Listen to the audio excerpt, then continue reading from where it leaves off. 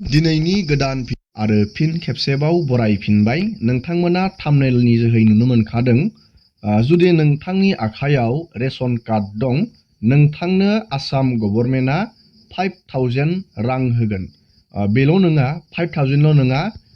जुदि नोंथांनि आखायाव रेशन कार्ड दं, नोंथाङा 25,000 रां, बेखिनि रांखौ नोंथांमोना मोननो हागोन।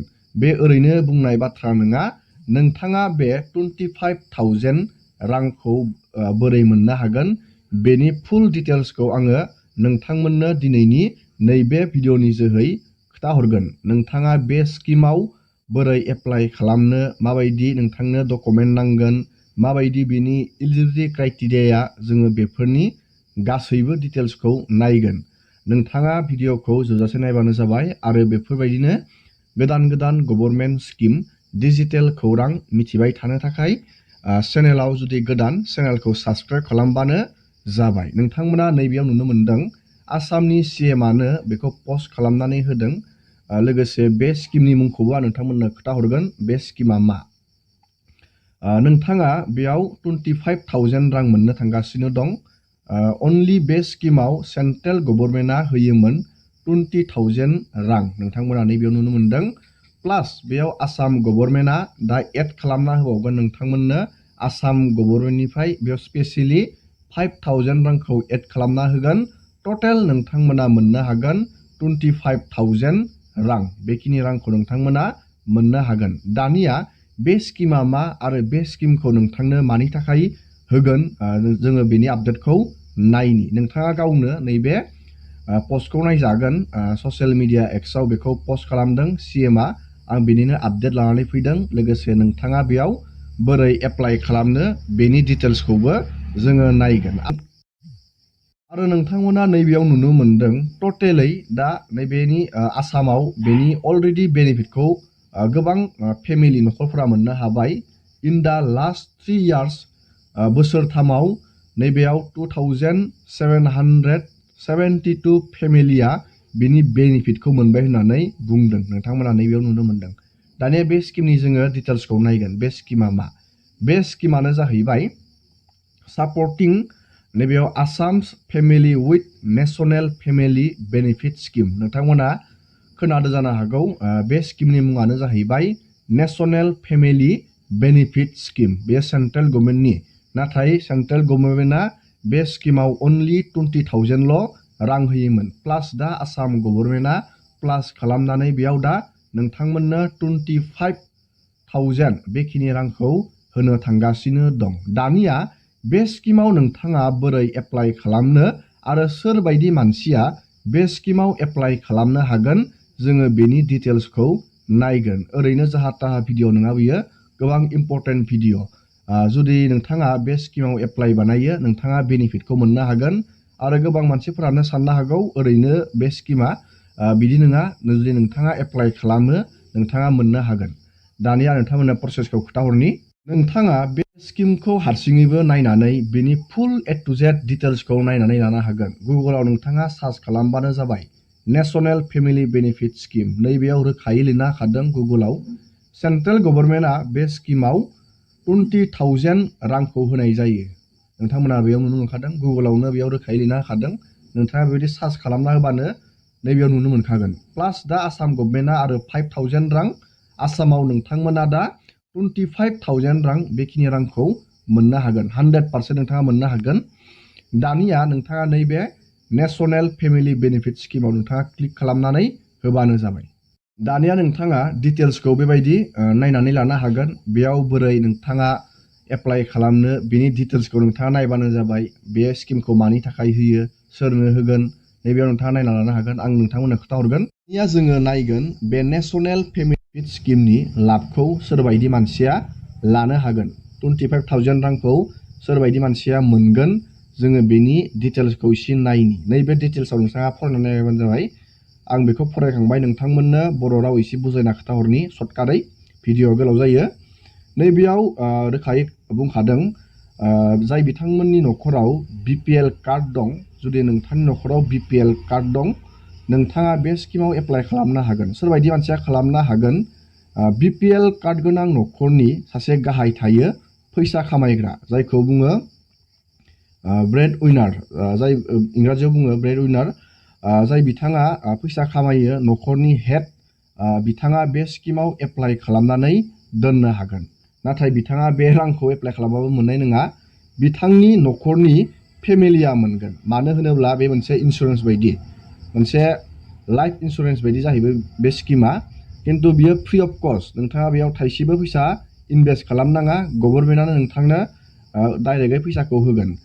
जुदि नोंथाङा बे स्किमाव एप्लाइ खालामो, नोंथाङा BPL कार्ड केटेगरिनि, नोंथाङा बे स्किमाव एप्लाइ खालामनानै दोनो, नोंथाङा अबथिरा मानिबा जाहोनाव रुंसारि जायो, अब्ला नोंथांनि न'खरनो बे स्किमनि लाबखौ होनाय जायो, बे स्किमनि बेनिफिटखौ होनाय जायो। 25,000 रांखौ नोंथांनि न'खरा मोनगोन। मानो होनोब्ला BPL कार्ड केटेगरिनि सुबुङा हरखाबै जुदि माबा मोनसे जाहोननि थाखाय रुंसारि जायो, अब्ला न'खरा गोबां प्रब्लेमाव भुगिनांगौ जायो।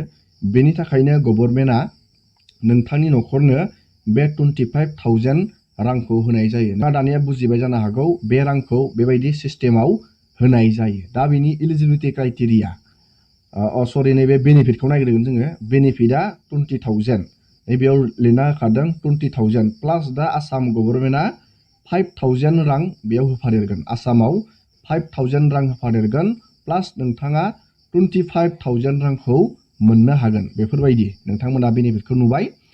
दानिया बेनि एप्लिकेसन प्रसेस, बोरै नोंथाङा एप्लाइ बानायनो, बेखौ नोंथाङा अफलाइनबो हागोन आरो अनलाइनबो हागोन। अनलाइनखौ नोंथाङा बोरै हागोन, नैबे उमंग होननाय मोनसे पर्टेलनि जोहै एप्लाइ खालामनानै लानो हागोन। आङो बेनि फुल एप्लाइनि भिडिअखौ नोंथांमोननो थाबैनो लानानै फैबाय दं। जाय बिथांमोना इन्टारेस्टेड बे स्किमाव एप्लाइ बानायनो, नोंथांमोना कमेन्ट बक्सआव कमेन्ट खालामनानै खोन्थाहरबानो जाबाय बे स्किमनि एप्लाइखौ नांगोन ना नाङा नोंथांमोननो। दानिया नोंथाङा अफलाइन जुदि बानायनो, नोंथाङा बबेयाव थांनांगोन, नोंथांनि ससियेल वेलफेयार अफिस, नोंथाङा बेयाव थांनांगोन। बेयाव थांनानै नोंथाङा फ्रि अफ कस्टआवनो नोंथाङा बेयाव एप्लाइ खालामनानै लानो हागोन। अफलाइन नोंथाङा बेखौ बानायना लानो हागोन। नोंथांनि डिस्ट्रिक्टनि ससियेल वेलफेयार अफिसाव नोंथाङा थांनानै बेखौ बानायहैनो हागोन अफलाइननो। जुदि नोंथाङा अनलाइन बानायनो रोंगो, नोंथाङा CSC सेन्टार, जुदि हारसिङै रोङा CSC सेन्टाराव थांनानै बानायजागोन, बा नोंथाङा गावबा गावनो उमंग होननाय मोनसे पर्टेलाव थांनानै एप्लाइ खालामनानै लानो हागोन। आङो दिनै बेनि एप्लाइखौ खोन्थाथ'ला, भिडिअ गोलाव जायो। नोंथांमोननो नेक्स्ट भिडिअ आङो बेनि एप्लाइनि भिडिअखौ लानानै फैबाय। नोंथाङा बे स्किमनि लाबखौ लानो थाखाय मा मा डकुमेन्टनि गोनांथि जागोन, जोङो बेनि आपडेटखौ नायगोन। डकुमेन्टखौ नोंथाङा नैबे डकुमेन्ट रिक्वेस्टआव थांनानै नायजागोन। बेयाव लिरनानै होदों डकुमेन्ट रिलेटेड टु दा डिसिज ब्रेड उइनार। नैबेयाव आं दहायनो बुंखादों बे स्किमाव जुदि नोंथांनि BPL कार्ड केटेगरिनि गाहाय न'खरनि खामायग्रा, जायखौ बुङो ब्रेड उइनार, बे गाहाय खामायग्राया थैयो, बे थैनायनि नोंथांमोननि बेयाव डेथ सार्टिफिकेट नांगोन। नैबे डिसिज थैनायनि बेयाव डेथ सार्टिफिकेटखौ नांगोन। नोंथाङा बे फैसाखौ क्लेम खालामनो थाखाय नेशनेल फेमिलिनि बेनिफिट स्किमनि 25,000 रांखौ नोंथाङा क्लेम खालामनो थाखाय, जुदि नोंथांनि न'खरनि अबथिरा बे ब्रेड उइनारा जुदि थैयो, न'खरनि मानसिया रुंसारि जायो, नोंथांनि न'खरनो बे फाइनान्सियेलि एसिस्टेन्सखौ होनो थाखाय जेब्ला नोंथाङा बे स्किमनि थाखाय एप्लाइ खालामगोन, बेयाव नोंथांनि न'खरनि डेथ सार्टिफिकेटखौ नांगोन। बे न'खरनि मानसि गाहायनि थैनायनि डेथ सार्टिफिकेटखौ नांगोन। बेयाव प्रुफ अफ आइडेन्टिटि, नोंथांनि बे थैनाय मानसिनि प्रुफ अफ आइडेन्टिटिखौ नांगोन। एड्रेस प्रुफ बेयाव नांगोन। एड्रेस थानाय मोनसे डकुमेन्ट होबानो जाबाय। BPL कार्ड, रेशन कार्ड बेखौ नांगोन, फेमिलिनि बेखौ नांगोन। आरो फेमिलि आइडि आरो फेमिलि मेम्बार बेखौबो नांगोन, मेम्बारनि आइडिखौ नांगोन। बेबायदि नोंथाङा डकुमेन्टखौ होनानै एप्लाइ खालामजागोन। दानिया नैबेयाव बुंबावदों डकुमेन्ट रिलेटेड टु दा फेमिलि मेम्बार टु बि प्रभाइड एसिस्टेन्ट। दा नोंथांनि न'खरनो एसिस्टेन्ट होनो थाखाय सासे मानसिया बेनि नमिनि हिसाबै बेनि 25,000 रांखौ मोनगोन। बे मानसिनि डकुमेन्ट, जेरै बेयाव डकुमेन्ट बिदों प्रुफ अफ आइडेन्टिटि, नोंथांनि न'खरनो बे एसिस्टेन्टखौ, बे बेनिफिटखौ होनो थाखाय दा नोंथांनि न'खरनि सासे मानसि, गोथां मानसिनि बेयाव डकुमेन्टखौ नांगोन, जेरै proof of identity, proof of address, सेमानो बियो, प्रुफ अफ एज थानाय मोनसे डकुमेन्ट, एड्रेस प्रुफ थानाय मोनसे डकुमेन्ट, आइडेन्टिटि प्रुफ थानाय मोनसे डकुमेन्ट, बेबायदि नोंथाङा डकुमेन्टखौ बेयाव आपल'ड खालामनांगोन। फेमिलि आइडि, मेम्बार आइडिनि नोंथाङा नांगोन। नैबेयाव डिटेल्स अफ आदार बेंक एकाउन्ट सिडिं, बेयो आदारजों बेंकजों लिंक थानाय डिबिडि कानेक्ट थानाय डकुमेन्टखौ होनांगोन। बा नोंथांनो पस्ट अफिसनि एकाउन्टबाबो बे स्किमाव नैबे डकुमेन्ट बिनियाव एक्सेप्ट जागोन। मानो होनोब्ला आदारजों बेंकजों जि बेंकआ लिंक दं बेयावसो बे स्किमनि बेनिफिटआ हाबगोन आरो पासपर्ट साइज नोंथांनो फट'नि गोनांथि जागोन। बेखिनि डकुमेन्टखौ बे नैबेयाव लिरनानै होदों, बेखिनिखौ नांगोन। दानिया नोंथाङा रोखा जाबाय। दिनैनि भिडिअखौ आङो बेखिनियावनो फोजोबबाय। जुदि नोंथांनो बे स्किमनि एप्लाइनि भिडिअखौ नांगौ, कमेन्ट बक्सआव कमेन्ट खालामबानो जाबाय। एसेनोसै।